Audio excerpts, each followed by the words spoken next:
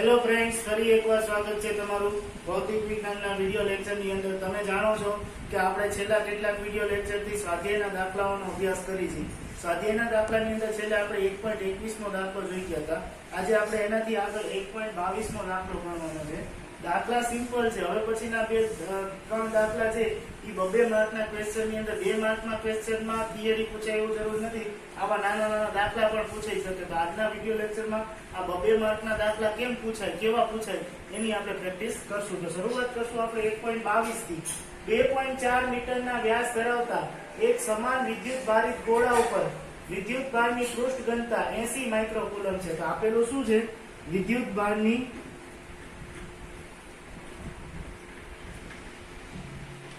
પૃષ્ઠ ઘનતા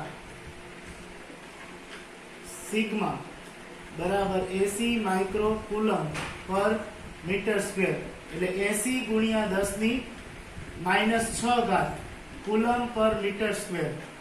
ગોળા ઉપર વિદ્યુત ભાર વિતરાયેલો છે. બરાબર, ગોળાને જે આપણે નક્કર પૃષ્ઠ તરીકે લઈ તો તેની પૃષ્ઠ ઘનતા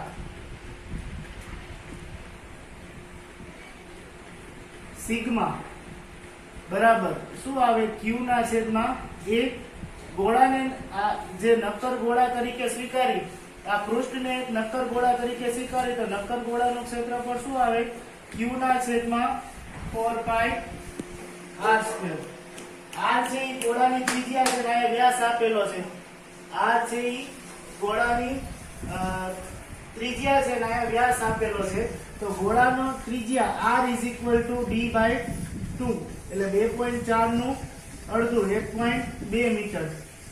હવે Q ને આપણે સૂત્રનો પ્રકાર બનાવી તો પહેલામાં ગોળા ઉપર રહેલો વિદ્યુત ભાર શોધવાનો છે. તો Q બરાબર શું થઈ જાય? આ ચોકડી ગુણાકાર આમ સિગ્મા ગુણ્યા 4 π r². સિગ્મા કેટલું છે?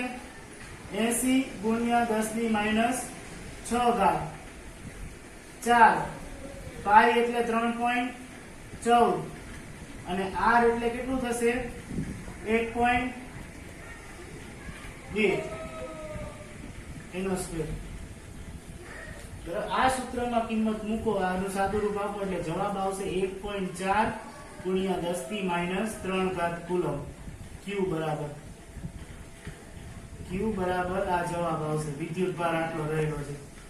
બી ની અંદર તમને ગોળાની સપાટીમાંથી બહાર નીકળતું ફ્લક્સ, ગોળાની સપાટીથી આમ બહારની તરફ નીકળતું ફ્લક્સ, કારણ કે ગાઉસના નિયમ મુજબ ગોળાને આપણે પૃષ્ઠ તરીકે લઈ તો પૃષ્ઠના અંદરની તરફ વિદ્યુત ભાર કેવો હોય? પૃષ્ઠની સપાટી ઉપર હોય, અંદર ન હોય.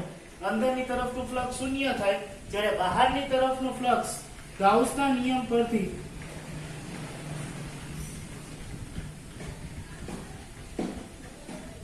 ફ્લક્સ ફાઈ બરાબર Q ના છેદમાં એપ્સિલોન 0. Q અહીંયા મેં શોધેલું છે 1.4 ગુણ્યા 10 ની -3 ઘાત અને એપ્સિલોન એટલે 8.85 ગુણ્યા 10 ની -12 ઘાત. આનું સાદું રૂપ આપો એટલે 1.6 ગુણ્યા 10 ની 8 ઘાત ન્યૂટન મીટર સ્ક્વેર પ્રતિ કુલમ. આટલું ફ્લક્સ મળે તમને. બરાબર, ગાઉસના નિયમ ઉપરથી સીધું તે Q અહીંયા આપણે શોધી નાખ્યો. બરાબર, આ ગોળાની પૃષ્ઠ ઘનતા આપેલી, પૃષ્ઠ ઘનતાનું સૂત્ર થાય Q/A. ગોળાને નક્કર ગોળા તરીકે નક્કર પૃષ્ઠ તરીકે વિચારતા નક્કર પૃષ્ઠનું ક્ષેત્રફળ થાય 4 π r². અહીંયા તમને વ્યાસ આપેલો, એનું અડધું કર્યું એટલે ત્રિજ્યા મળી ગઈ. આમાં Q ને મેં સૂત્રનો કરતા બનાવ્યો, આમ ચોકડી ગુણાકાર કરીને Q શોધી નાખ્યો. પછી ગાઉસના નિયમ ઉપરથી Q/ε કરીને ફ્લક્સ શોધી નાખ્યો.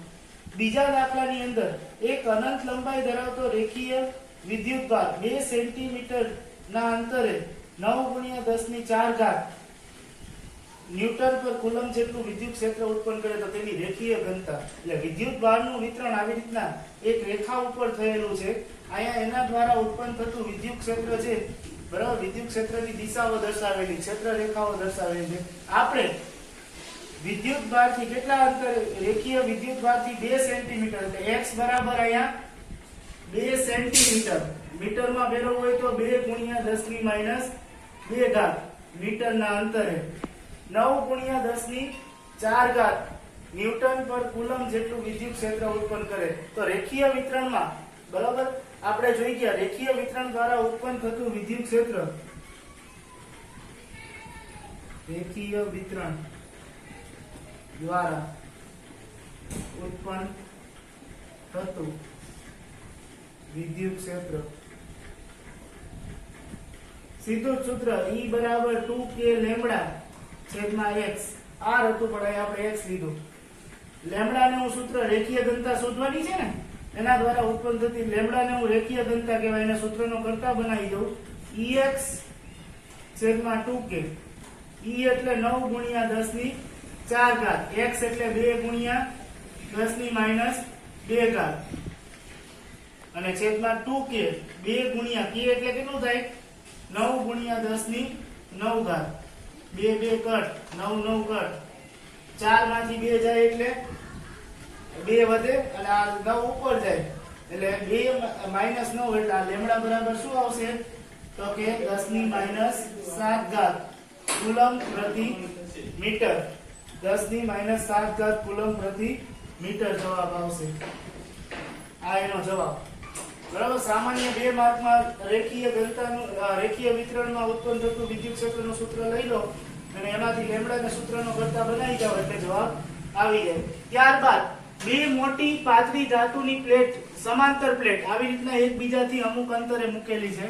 બરાબર. પ્લેટ ઉપર વિદ્યુત ભાર સિગ્મા પૃષ્ઠ ઘનતા ધરાવતો વિદ્યુત ભાર, બરાબર, આ પૃષ્ઠ ઘનતા આપેલી છે. પ્લેટની પૃષ્ઠ ઘનતા કેટલી છે? 17 ગુણ્યા 10 ની માઈનસ 22 ઘાત કુલમ પ્રતિ મીટર સ્ક્વેર આપેલી છે. તો પ્રથમ પ્લેટના બહારના વિસ્તારમાં ધારો કે આ x બિંદુ છે. x બિંદુમાં એ પ્લેટ દ્વારા ઉત્પન્ન થતું વિદ્યુત ક્ષેત્ર આ બાજુ દર્શાવેલું છે, જમણી બાજુએ. બરાબર. ડાબી બાજુએ E છે, એ ડાબી બાજુ છે, અને EB પ્લેટ છે એના દ્વારા ઉત્પન્ન થતું વિદ્યુત ક્ષેત્ર જમણી બાજુએ દર્શાવેલું છે. એ પ્લેટ હંમેશા વિદ્યુત ક્ષેત્ર પ્લેટો એની વિરુદ્ધ દિશામાં જ ઉત્પન્ન થાય છે. એ અહીંયા છે તો એની વિરુદ્ધ દિશામાં એ EA, અને B આ બાજુ છે તો એની દિશામાં EB. તો બહારના વિસ્તારમાં હંમેશા બંને પ્લેટ દ્વારા ઉત્પન્ન થતું વિદ્યુત ક્ષેત્ર સમાન મૂલ્યનું પરસ્પર વિરુદ્ધ દિશામાં હોય. તો પ્લેટમાં ઉત્પન્ન થતું વિદ્યુત ક્ષેત્ર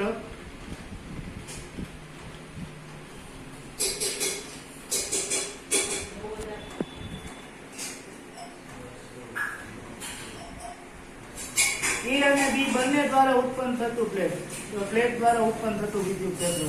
પ્લેટને આપણે પૃષ્ઠ તરીકે વિચારી તો કોઈ પણ નિશ્ચિત પૃષ્ઠ ઉપર ઉત્પન્ન થતું વિદ્યુત ક્ષેત્ર EA અને EB બરાબર સિગ્માના છેદમાં 2ε0 થાય.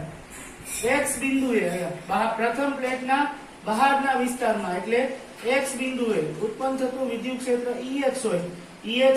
E અને EB એકબીજાની વિરુદ્ધ દિશામાં છે એટલે વિદ્યુત ક્ષેત્ર EA માઈનસ EB થાય. EA માઈનસ EB એટલે sigma upon 2ε0 minus sigma upon 2ε0. જવાબ 0 આવશે. સમાન મૂલ્યના પરસ્પર વિરુદ્ધ દિશાના મેં પહેલા જ કહી દીધું હતું. જ્યારે આની અંદર બીજું શું કીધું? બીજી પ્લેટના બહારના વિસ્તારમાં એટલે કે અહીંયા Z બિંદુએ, બરાબર, બીજી પ્લેટના બહારના વિસ્તારમાં Z બિંદુએ ઉત્પન્ન થતું વિદ્યુત ક્ષેત્ર એમાં પણ સમાન મૂલ્યના પરસ્પર વિરુદ્ધ દિશાનું છે વિદ્યુત ક્ષેત્ર. તો EA માઈનસ EB પાછો sigma by 2ε0 minus sigma by 2ε0. જવાબ 0 આવશે. ગાઉસના નિયમ મુજબ પૃષ્ઠની અંદરના દિશામાં વિદ્યુત ક્ષેત્ર સમાન હોય એટલે EA અને EB દ્વારા ઉત્પન્ન થતા વિદ્યુત ક્ષેત્રની દિશા કેવી હોય છે? એક જ હોય છે. તેથી બંને પ્લેટની વચ્ચેના વિસ્તારમાં વિદ્યુત ક્ષેત્ર ધારો કે EY બંને એક જ દિશામાં છે તો EA વત્તા EB એટલે સિગ્માના છેદમાં 2ε0 વત્તા સિગ્માના છેદમાં 2ε0. આનું સાદુરૂપ આપો એટલે સિગ્માના છેદમાં ε0, 2 સિગ્મા છેદમાં 2ε0, લસા 1 છે એટલે 2 2 કટ એટલે સિગ્માના છેદમાં ε0.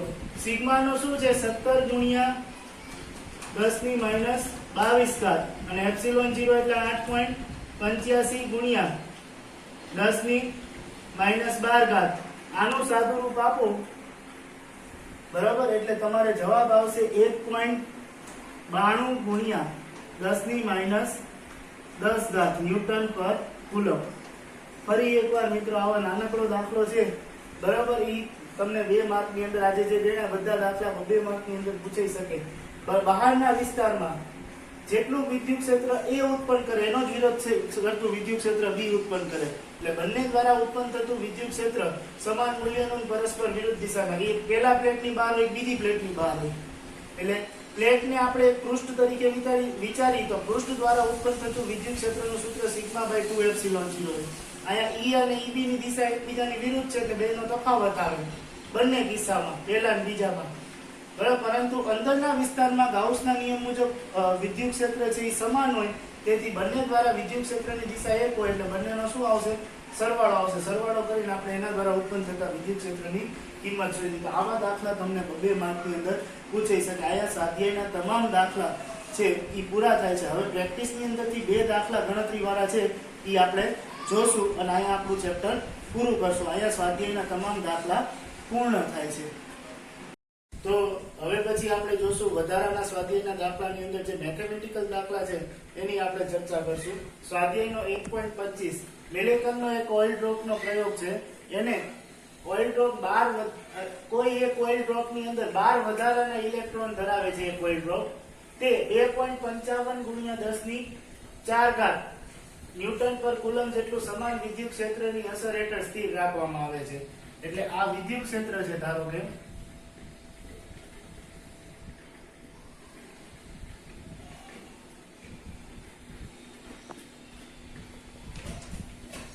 એની વચ્ચે એક ઓઇલ ડ્રોપ ને આ રીતના સ્થિર રાખવામાં આવે છે. બરાબર. ઓઇલ ડ્રોપ ઉપર લાગતા બળની વાત કરવામાં આવે તો વિદ્યુત ક્ષેત્ર દ્વારા લાગતું વિદ્યુત બળ QE અને બીજું પોતાનું વજન બળ mg બંને સમાન મૂલ્યના પરસ્પર વિરુદ્ધ. ઓઇલનું ટીપું છે એને આપણે નક્કર ગોળા તરીકે અહીંયા સ્વીકારશું. આ વિદ્યુત ક્ષેત્રની અંદર વિદ્યુત ક્ષેત્રનું મૂલ્ય આપેલું E બરાબર કેટલું છે? 2.55 × 10⁴ ન્યૂટન પર કુલમ આપેલું છે. સ્થિર રાખવામાં આવે છે. તો આ જે ઓઇલ ડ્રોપ છે એની ત્રિજ્યા શોધવાની. ઓઇલ ડ્રોપમાં રહેલા ઇલેક્ટ્રોનની સંખ્યા આપેલી તમને 12 વધારાના ઇલેક્ટ્રોન છે. તો પેલા ઓઇલ ડ્રોપનો વિદ્યુતભાર ક્વોન્ટમીકરણના નિયમ અનુસાર ઓઇલ ડ્રોપ ઉપર રહેલો વિદ્યુતભાર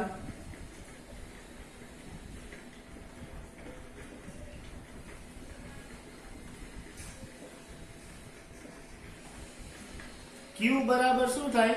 Ne થાય. તો ઓઇલ ડ્રોપ ઉપર લાગતું બળ છે વિદ્યુત બળ અને વજન બળ બંને એકબીજાના સમાન મૂલ્યના પરસ્પર વિરુદ્ધ દિશાના હોય તો જ ઓઇલ ડ્રોપ છે આ વિદ્યુત ક્ષેત્રની અસર હેઠળ શું રહી શકે? સ્થિર રહી શકે. એનો મતલબ શું થયો? ઓઇલ ડ્રોપ પર લાગતું વિદ્યુત બળ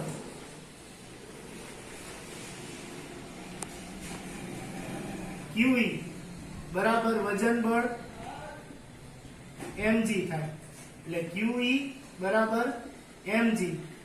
હવે ઓઇલ ડ્રોપ નું દળ બરાબર અહીંયા તમને ઘનતા આપેલી છે. બરાબર. આની ઓઇલ ડ્રોપ ની જે ઓઇલ છે એની ઘનતા બરાબર 1.26 અહીંયા રકમમાં રહી ગયું છે. ઘનતા ρ બરાબર 1.26 g/cm³ છે. આ જે ઓઇલ છે એની ઘનતા 1.26 g/cm. ઘનતાનું સૂત્ર શું થાય? ρ બરાબર m/v. તો m ને હું સૂત્રનો કરતા બનાવી દઉં. m = ρ×v થાય. v એટલે મેં તમને પહેલા જ કીધું હતું ઓઇલ ડ્રોપ ને આપણે નક્કર ગોળા તરીકે સ્વીકારી તો નક્કર ગોળાની ત્રિજ્યા બરાબર શું થાય? 4/ઘનફળ 4/3 πr³ અને એને ગુણ્યા ρ. આ શું થયું? ઓઇલ ડ્રોપ નું દળ થયું. આ સૂત્ર ઉપરથી ઘનતા આપેલી છે એટલે મેં આ સૂત્રનો ઉપયોગ કર્યો. દળ છેદમાં કદ કરીને એની કિંમત હું અહીંયા મૂકીશ અને આપણે નક્કર આ જે ઓઇલ ડ્રોપ છે એની ત્રિજ્યા શોધવાની. આને સૂત્રનો કરતા બનાવી દઈશ. એટલે QE બરાબર m એટલે શું લેવાનું? 4/3 πr³ * ρ અને એને ગુણ્યા g. r ને હું સૂત્રનો કરતા બનાવી દઉં તો r³ = 3QE છેદમાં 4 π ρ * g. કિંમત મૂકું. હજી q બરાબર ne લઈશ. અહીંયા મેં લીધું હે ને એટલે 3ne q બરાબર શું મૂકીશ ne મૂકી દઈશ બરાબર એટલે શું આવશે q બરાબર ne લો આની અંદર એટલે q 3ne સ્ક્વેર છેદમાં શું આવશે 4 પાઈ q બરાબર ne લીધું અહીં આપણે લીધું હે ને 4 પાઈ રો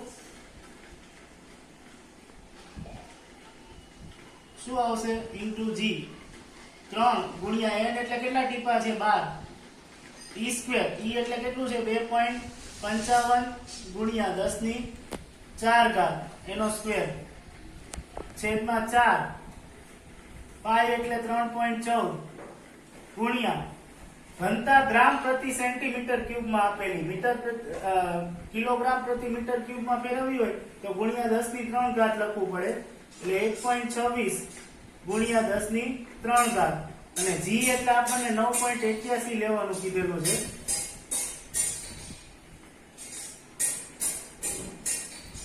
આની અંદર છે ને q બરાબર ne એટલે ઇલેક્ટ્રોન નો વિદ્યુત ભાર આવશે એટલે અહીંયા સ્ક્વેર નહીં થાય q બરાબર ne into e આવશે એટલે હજી અહીંયા e એટલે તમારે શું ગુણવાનું રહ્યું 1.6 ગુણ્યા 10 ની -19 ઘાત આ બધાનું સાદું રૂપ આપો એટલે r³ બરાબર તમને મળશે 9.81 ગુણ્યા 10 ની -18 ઘાત આનું ઘનમૂળ કાઢો એટલે r બરાબર મળશે તમને 9.4 ગુણ્યા 10 ની -7 ઘાત મીટર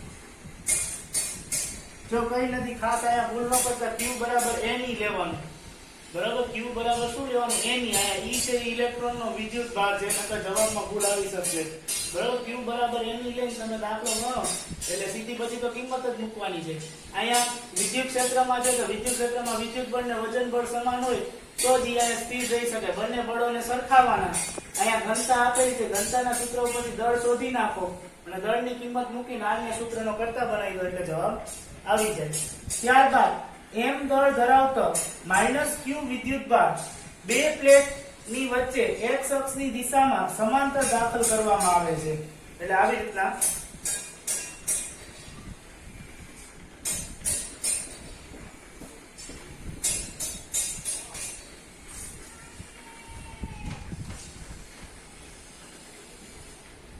અહીંથી એક વિદ્યુત ભારને આમાં દાખલ કરવામાં આવે છે ઋણ વિદ્યુત ભારને -q તો તમે જાણો છો ઋણ વિદ્યુત ભાર છે ઈ ધન વિદ્યુત ભાર તરફના આકર્ષણના કારણે એના તરફ શું અનુભવશે વિચલન અનુભવશે એના તરફ શું અનુભવશે વિચલન એટલે એના તરફ આમ ખેંચાશે બરાબર તો સમાંતર પ્લેટમાં દાખલ કરવામાં પ્લેટની લંબાઈ l છે પ્લેટની લંબાઈ l છે તો તે વિદ્યુત ભારનું વિચલન એટલે આમ ઉપરની તરફ y દિશામાં કાપેલું અંતર આને વિચલન કહેવાય અહીંથી આમ વળી ગયું ને એને શું કહેવાય વિચલન ધારો કે આ અંતર y હોય વિદ્યુત ભાર છે આ વિદ્યુત ક્ષેત્રની અસર હેઠળ ઉર્ધ્વ દિશામાં ગતિ કરે છે જ્યારે કોઈ પણ પદાર્થ ઉર્ધ્વ દિશામાં કદો દિશામાં ગતિ કરતો હોય ત્યારે તે પદાર્થ છે એ મુક્ત પતન કરે છે તેમ કહેવાય ત્યારે તે પદાર્થ છે એ શું છે મુક્ત પતન કરે છે તેમ કહેવાય તો શરૂઆતના કિસ્સામાં આ વિદ્યુત ભાર પર લાગતું બળ વિદ્યુત ભાર પર લાગતું બળ F બરાબર શું થાય QE પરંતુ F બરાબર ન્યૂટનની ગતિના બીજા નિયમ ઉપરથી F બરાબર શું થાય ma QE m ને આના છેદમાં લઈ જાઉં એટલે a બરાબર શું મળે મને QE ના છેદમાં m મળી જાય હવે એને આટલું વિચલન અનુભવવા માટે બરાબર લાગતો સમય t હોય અહીંયા x અક્ષને સમાંતર તમે આપવા કર્યું x અક્ષની દિશામાં એનો વેગ ધારો કે vx હોય બરાબર અહીંયા x અક્ષની દિશામાં નિયમિત વેગથી ગતિ કરે છે પછી ધન વિસ્ભાર તરફના આકર્ષણના કારણે ઉપરની તરફ શું અનુભવે છે વિચલન અનુભવે છે એટલે ઉર્ધ્વ દિશામાં એને કાપેલું અંતર શોધવાનું છે એને ઉર્ધ્વ દિશામાં કાપેલું અંતર શોધવાનું છે તમારે બરોબર. તો અહીંયા એને મેં સૂત્રનો કરતા બનાવ્યો. તો હવે વિદ્યુત ભાર જ્યારથી વિચલન અનુભવે, વિચલન અનુભવવા માટે લાગતો સમય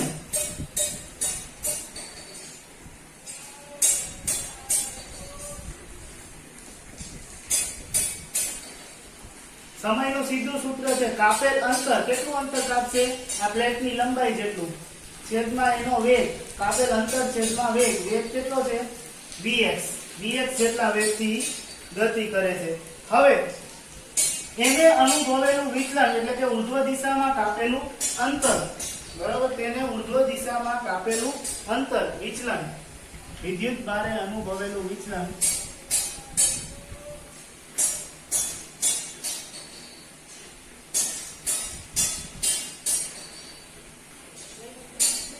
y is equal to v0t plus 1/2 at square પરથી ઉર્ધ્વ દિશા માટે v0 બરાબર શું હોય? 0 હોય. ઉર્ધ્વ દિશામાં વિચલન અનુભવ એટલે ઉર્ધ્વ દિશામાં કાપેલું અંતર શોધવાનું. વિચલન એટલે ઉર્ધ્વ દિશામાં એને કાપેલું અંતર. બરાબર. જ્યારે કોઈ પણ પદાર્થ ઉર્ધ્વ દિશામાં કે અધો દિશામાં ગતિ કરતો હોય ત્યારે મુક્ત પતનના સમીકરણો લાગુ પડે. એટલે ઉર્ધ્વ દિશા માટે પ્રારંભિક વેગ તો અહીંયા વિદ્યુતભાર સ્થિર હતો એટલે v0 બરાબર 0. તો ઉર્ધ્વ દિશામાં કાપેલું અંતર કેટલું થાય? 1/2 at સ્ક્વેર. કિંમત મૂકું 1/2 અહીંયા at સ્ક્વેર. a બરાબર મારે શું લેવાનું? qe ના છેદમાં m. અને t ની જગ્યાએ l ના છેદમાં vx નો સ્ક્વેર. તો જો y is equal to qel square છેદમાં 1/2 તો અહીંયા હતું તે 2m vx નો સ્ક્વેર. આ આપણે સાબિત કર્યું. એને ઉર્ધ્વ દિશામાં અનુભવેલું વિચલન આટલું છે. તેને ઉર્ધ્વ દિશામાં અનુભવેલું. અહીંયા વિદ્યુત ભારને દાખલ કરો એટલે પેલા એ x અક્ષની દિશા પર ધન વીજભાર તરફના આકર્ષણના કારણે એના તરફ શું અનુભવે? વિચલન અનુભવે. એ વિચલન અનુભવીને કેટલા અંતર આમ ઉપર જશે એટલે એને કાપેલું ઉર્ધ્વ દિશામાં અંતર શોધવાનું છે. જ્યારે કોઈ પણ પદાર્થ ઉર્ધ્વ દિશામાં ગતિ કરતો હોય ત્યારે મુક્ત પતન કરે છે તેમ કહેવાય. ત્યારે સમીકરણો પણ મુક્ત પતન માટે લાગુ પડે. પહેલા આપણે વિદ્યુત બળનું સૂત્ર F બરાબર QE લીધું, પણ મુક્ત પતન માટે વિદ્યુત ભાર પર લાગતું બળ શું થાય? F બરાબર ma થાય. પ્રવેગ શોધી નાખો. પછી વિચલન અનુભવે કેટલા સમય સુધી વિચલન અનુભવશે એ વિચલન માટે લાગતો સમય શોધો. એની કિંમત મુક્ત પતન કરતા પદાર્થ માટે ઉર્ધ્વ દિશામાં કાપેલું અંતર y બરાબર v0t માં મૂકી દીધી. એને એનું શું કહેવાય? વિચલન. વિચલનની કિંમત મૂકી દીધી એટલે આપણે સાબિત થઈ ગયું એને અનુભવેલું વિચલન આટલું qm ના છેદમાં vx સ્ક્વેર છે. એ સાબિત થઈ ગયું. અહીંયા આ જ દાખલાની અંદર એનો આ જે પ્લેટની જે જાડાઈ છે d ઈ બરાબર કેટલું છે? તો કે 0.5 મીટર. આ જ દાખલામાં 0.5 મીટર છે. બરોબર. એ આપણે અહીંયા અલગથી દર્શાવીએ આકૃતિ એટલે અલગ પડે.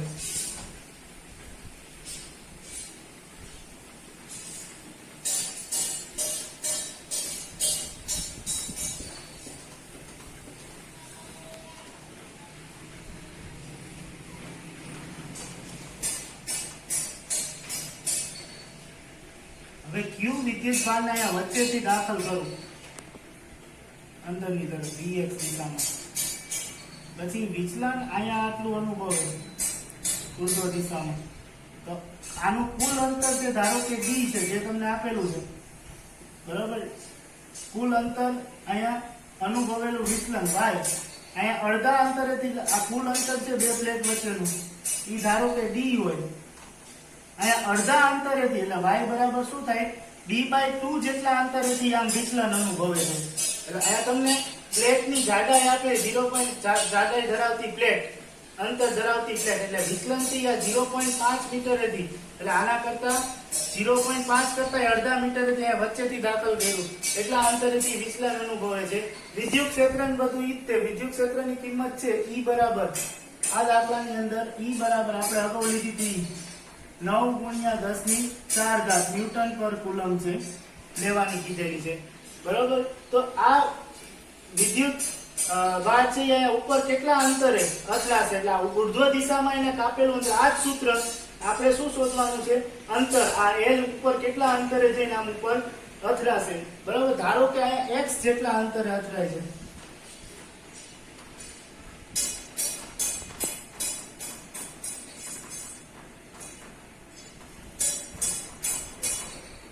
તો y is equal to QE x square છેદમાં શું આવશે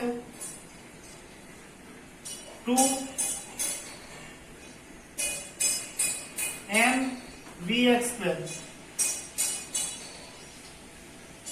બરાબર, q જગ્યાએ ઇલેક્ટ્રોન નો વિદ્યુતભાર E અહીં આપણે કેટલો લીધેલો છે 1.6 ગુણ્યા 10 ની -19 ઘાત.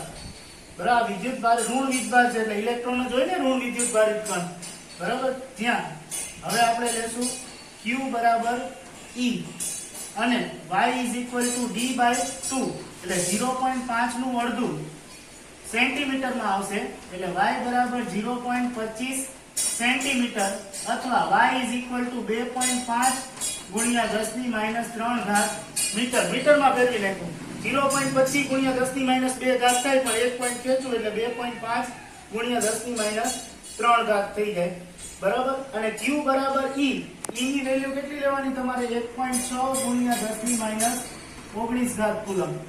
હવે હું x ને સૂત્રનો કરતા બનાવી જાઉં એટલે x square is equal to શું આવશે 2m vx square છેદમાં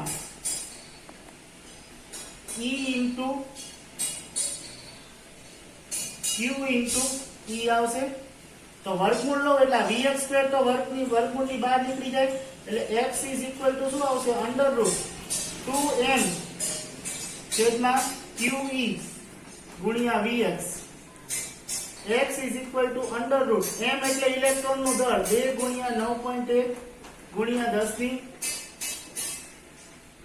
-31 ઘાત છેદમાં q 1.6 ગુણ્યા 10 ની -19 ઘાત અને e એટલે 9 ગુણ્યા 10 ની 4 ઘાત અને 12 vx. vx કેટલું છે તો કે 2 ગુણ્યા 10 ની 6 ઘાત.